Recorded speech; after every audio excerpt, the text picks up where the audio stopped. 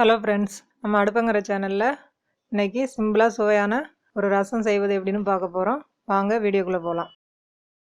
ரசம் செய்வதற்கு தேவையான பொருட்கள்: ஒரு சின்ன எலுமிச்சை அளவு புளி, 2 ஸ்பூன் மிளகு,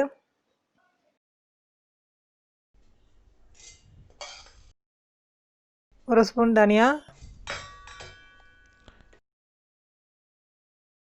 2 ஸ்பூன் ஜீரகம்,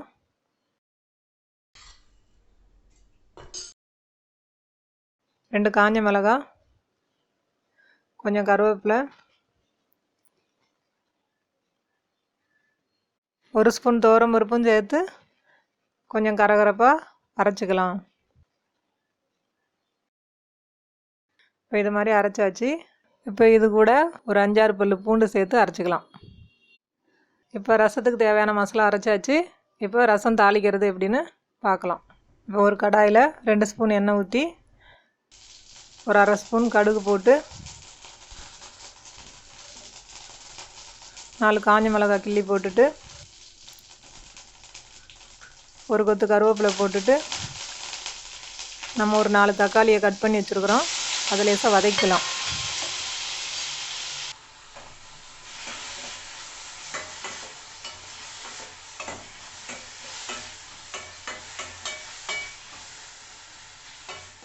இப்போ தக்காளி நல்லா ஓரளவுக்கு வதங்கிருச்சு.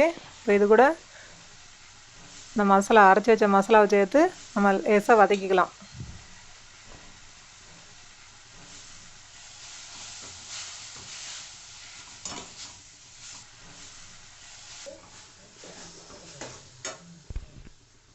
இப்போ மசாலா வதங்கிட்டுருக்கு.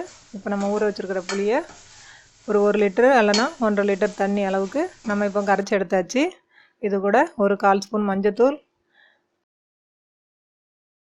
கொஞ்சம் தேவையான அளவு பெருங்காயத்தூள் சேர்த்து கொஞ்சம் கொத்தமல்லி கருவேப்பிலையும் அது கூட சேர்த்து இப்போது வதக்கிக்கிட்டு இருக்கிற மசாலா கூட இதை சேர்த்து ஊற்றிடலாம்.